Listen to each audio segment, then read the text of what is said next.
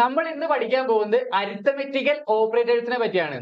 So എന്താണ് arithmetical operators? നമ്മുടെ daily ലൈഫിൽ നമ്മൾ കണക്കുകൂട്ടാൻ ഉപയോഗിക്കുന്ന ഈ ഹരിക്കാനും ഗുണിക്കാനും കുറയ്ക്കാനും കൂട്ടാനൊക്കെ ഉപയോഗിക്കുന്ന ഓപ്പറേറ്റേഴ്സിനെയാണ് അരിത്തമെറ്റിക്കൽ ഓപ്പറേറ്റേഴ്സ് എന്ന് പറയുന്നത്. സോ നമുക്ക് ആ ഓപ്പറേറ്റേഴ്സ് വെച്ച് ഒന്ന് പ്രോഗ്രാം ചെയ്ത് നോക്കാം.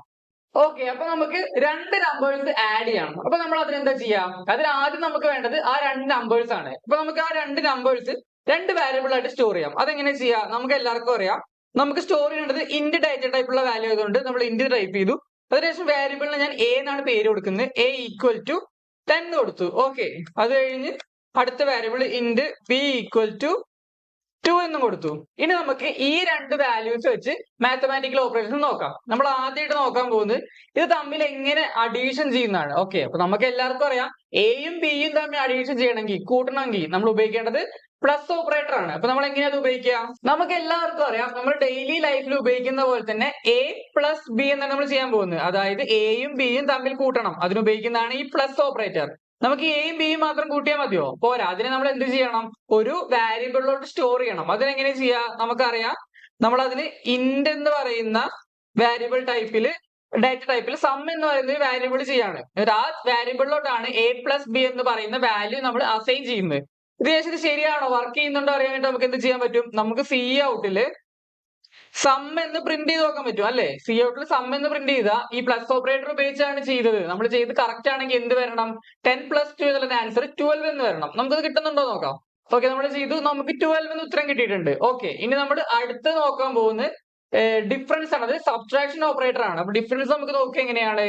ഞാൻ ഈ സം എന്നുള്ള വാരിയബിളിന് പകരം ഡിഫറൻസ് എന്നുള്ള വാരിയബിളിന്റെ പേര് മാറ്റാണ്. എന്നിട്ട് ഞാൻ ചെയ്യാൻ പോകുന്നത് എ മൈനസ് ബി ആണ്. അത് നമ്മൾ ഉപയോഗിക്കുന്നതാണ് മൈനസ് ഓപ്പറേറ്റർ അല്ലെങ്കിൽ സബ്ട്രാക്ഷൻ ഓപ്പറേറ്റർ ആണ് നമ്മൾ അതിന് ഉപയോഗിക്കാൻ പോകുന്നത്. സി ഔട്ടിൽ ഞാൻ കൊടുക്കാൻ പോകുന്നത് എന്താണ്? നമുക്ക് ഡിഫറൻസ് എന്ന് പറഞ്ഞ വാരിയബിൾ ആണ് പ്രിന്റ് ചെയ്ത് കാണിക്കേണ്ടത്. അപ്പൊ ഞാൻ അവിടെ സമ്മിന് പകരം ഡിഫറൻസ് എന്ന് പറഞ്ഞ വാരിയബിൾ ഉപയോഗിക്കാൻ പോവാണ്.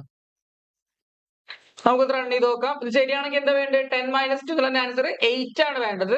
നമ്മളത് റൺ ചെയ്ത് നോക്കാൻ പോവാണ്. ആൻസർ 8 കിട്ടി. അപ്പൊ നമ്മൾ ചെയ്തത് കറക്റ്റ് ആണ്.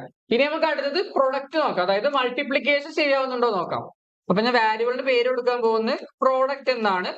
എന്നിട്ട് നിങ്ങൾക്ക് അറിയാം, മൈനസ് ഉള്ളതിന് പകരം നമ്മൾ ആസ്റ്ററിക്സ് ഉപയോഗിക്കണം, സ്റ്റാർ ഉപയോഗിക്കണം അല്ലെ? അപ്പൊ നമ്മൾ എ മൾട്ടിപ്ലൈഡ് ബൈ 2 എന്ന് കൊടുത്തു, മൾട്ടിപ്ലൈഡ് ബൈ ബി എന്ന് കൊടുത്തു. എന്നിട്ട് സി ഔട്ടിൽ നമ്മൾ എന്താ പ്രിന്റ് ചെയ്യാൻ കൊടുക്കുന്നത്? നമ്മൾ പ്രോഡക്റ്റ് എന്ന് പറഞ്ഞ വാരിയബിളിലെ വാല്യൂ ആണ് വേണ്ടത്. അപ്പൊ നമ്മൾ പ്രോഡക്റ്റ് അവിടെ കൊടുത്തു. ഓക്കെ, ഇത് റൺ ചെയ്ത് കഴിഞ്ഞാൽ നമുക്ക് ശരിയാവുന്നുണ്ടോ നോക്കാം. 10 മൾട്ടിപ്ലൈഡ് ബൈ 2 എന്ന് പറയുന്നത് 20 ആണ് ആൻസർ. നമുക്ക് 20 ആണ് കിട്ടിയേക്കുന്നത്. അടുത്ത് നമ്മൾ ചെയ്യാൻ പോകുന്നത് ഡിവിഷൻ ആണ്.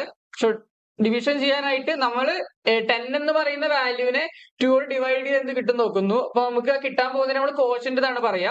അപ്പൊ നമ്മൾ കോഷ്യന്റ് എന്നൊരു വാരിയബിൾ പേര് കൊടുത്തു. എന്നിട്ട് a divided by a by b എന്ന് കൊടുത്തു. നമ്മൾ പ്രോഡക്റ്റിന് പകരം എന്താ കൊടുക്കേണ്ടത്? കോഷ്യന്റ് എന്നാണ് കൊടുക്കേണ്ടത് അല്ലെ? കോഷ്യന്റ് എന്ന് കൊടുത്തു. സോ നമ്മൾ റൺ ചെയ്യാൻ പോവാണ്. റൺ ചെയ്യുമ്പോൾ എന്താ കിട്ടിയത്? നമുക്ക് 5 എന്ന് കിട്ടിയിട്ടുണ്ട്. അതായത് 10/2 എന്നുള്ളത് 5 ആണ്. ഓക്കെ, നമ്മൾ ഇനി അടുത്ത് ചെയ്യാൻ പോകുന്നത് നമുക്ക് എങ്ങനെ റിമൈൻഡർ കണ്ടുപിടിക്കാന്നാണ്. അതായത് എനിക്ക് 10 ഡിവൈഡ് ബൈ 2 ചെയ്യുമ്പോൾ എത്രയാണ് റിമൈൻഡർ വരുന്നത് കണ്ടുപിടിക്കണം. അതെങ്ങനെ കണ്ടുപിടിക്കുക? ഞാൻ വാരിയബിൾ ഡിക്ലെയർ ചെയ്യാണ്. ഞാൻ റിമൈൻഡർ എന്ന് പറഞ്ഞൊരു വാരിയബിൾ ഡിക്ലെയർ ചെയ്തു. എന്നിട്ട് ഞാൻ അതിൽ ഉപയോഗിക്കുന്ന ഓപ്പറേറ്റർ എന്ന് പറയുന്നത് മോഡുലസ് ആണ്. അതായത് പെർസെന്റേജ് സൈൻ ഇല്ലേ, അത് നമ്മൾ മോഡുലസ് ഓപ്പറേറ്റർ എന്നാണ് പറയാ. അത് ഞാൻ ഉപയോഗിച്ച് കഴിഞ്ഞാൽ എ മോഡ് ബി എന്ന് പറഞ്ഞു കഴിഞ്ഞാൽ എനെ ബി കൊണ്ട് ഡിവൈഡ് ചെയ്യുമ്പോൾ എത്രയാണ് റിമൈൻഡർ കിട്ടുക എന്നുള്ളതാണ്. ഓക്കെ, അപ്പൊ 10നെ 2 കൊണ്ട് ഡിവൈഡ് ചെയ്ത് നമുക്കറിയാം റിമൈൻഡർ കിട്ടാൻ പോകുന്നത് എത്രയാണ്? 0 ആണ്. നമുക്കത് കിട്ടുന്നുണ്ടോ നോക്കാം. നമുക്ക് റിമൈൻഡർ ആണ് 0 കിട്ടിയേക്കുന്നത്. അപ്പൊ നമ്മൾ അത് ചെയ്തതും ശരിയാണ്. നമ്മൾ ഇനി നോക്കാൻ പോകുന്ന റിലേഷണൽ ഓപ്പറേറ്റേഴ്സിനെ പറ്റിയാണ്. ഓക്കെ, ഇപ്പൊ കമന്റ്സിൽ എഴുതിയിട്ടുണ്ട് ഏതൊക്കെയാണ് റിലേഷണൽ ഓപ്പറേറ്റേഴ്സ്. അതായത് equal to, not equal to, greater than, less than, greater than or equal to, less than or equal to എന്നിവയാണ് CPP യിലുള്ള റിലേഷണൽ ഓപ്പറേറ്റേഴ്സ്. അതിന്റെ ബ്രാക്കറ്റിൽ അതിന്റെ ഉപയോഗിക്കുന്ന സിമ്പിൾസും കൊടുത്തിട്ടുണ്ട്. അപ്പൊ നമ്മൾ അരിത്തമെറ്റിക്കൽ ഓപ്പറേറ്റേഴ്സ് ചെയ്ത പോലെ തന്നെ രണ്ട് വാരിയബിൾസിൽ വാല്യൂ കൊടുത്തിട്ടുണ്ട്. എയിൽ 10 കൊടുത്തിട്ടുണ്ട്, ബിയിൽ 20 കൊടുത്തിട്ടുണ്ട്. നമ്മൾ ആദ്യം നോക്കാൻ പോകുന്ന ഈക്വൽ ടു ഓപ്പറേറ്റർ ആണ്. ഓക്കെ, ഈക്വൽ ടു എന്ന് പറയുന്ന സിമ്പിൾ എന്താണ്? 2 ഈക്വൽ ടു. ഇതിന്റെ അർത്ഥം എന്താണ് വരുന്നത്? If a equal to b, ഇതിനെന്താ വായിക്കുക? If a equal to b. Okay, ഏത് കഴിഞ്ഞ് രണ്ട് ഈക്വൽ ടു എഴുതി ബി എഴുതി കഴിഞ്ഞതിന്റെ അർത്ഥം എന്താണ്? എയിലിരിക്കുന്ന വാല്യൂ ബിയിലിരിക്കുന്ന വാല്യൂ സെയിം ആണോ? സെയിം ആണോ നമ്മുടെ ക്വസ്റ്റ്യനിൽ? അല്ല, കാരണം എ 10ഉം ബി 20ഉം ആണ്. അതുകൊണ്ട് എൽസിൽ എഴുതിയിട്ടുള്ള a is not equal to b എന്നുള്ളതാണ് പ്രിന്റ് ആവുക. ഇത് നമ്മളിവിടെ ശ്രദ്ധിക്കേണ്ട ഒരു കാര്യം എന്ന് വെച്ച് കഴിഞ്ഞാൽ എ ഈക്വൽ ടു എന്നുള്ളത് രണ്ട് ഈക്വൽ ടു ഉപയോഗിച്ച് എഴുതുന്നതാണ്. രണ്ട് വാല്യൂസും തുല്യമാണോ നമ്മൾ നോക്കുക, കമ്പയർ ചെയ്യുന്നത്. അതിന് പകരം ഒരു ഈക്വൽ ടു ആണ് വരുന്നതെങ്കിൽ അത് അസൈൻമെന്റ് ഓപ്പറേറ്റർ ആയിരിക്കും. എ ഈക്വൽ ടു ബി എന്ന് നമ്മൾ അസൈൻമെന്റ് ഓപ്പറേറ്റർ വെച്ച് എഴുതി കഴിഞ്ഞാൽ ബിയിലെ വാല്യൂ എയിലോട്ട് അസൈൻ ചെയ്യുകയാണ് ചെയ്യുന്നത്. ഓക്കെ, അടുത്തതാണ് നോട്ട് ഈക്വൽ ടു. അതായത് ഇവിടെ എന്താ നമ്മൾ എഴുതിയിരിക്കുന്നത്? If A not equal to B. അവിടെ എങ്ങനെ എഴുതുക? എക്സ്ക്ലമേഷൻ മാർക്കും ഈക്വൽ ടു എഴുതിയിട്ടാണ് നോട്ട് ഈക്വൽ ടു എന്നുള്ളത്. നോട്ട് ഈക്വൽ ടു ആണെങ്കിൽ എന്ത് പ്രിന്റ് ആവും? A not equal to B എന്ന് എഴുതിയിട്ടുണ്ട് അല്ലെ? A not equal to B എന്നുള്ളത് ശരിയാണോ? ശരിയാണ്, കാരണം എ ഇരിക്കുന്ന 10ഉം ബി ഇരിക്കുന്ന 20 ആണ്. അതുകൊണ്ട് എന്താ പ്രിന്റ് ആവുക?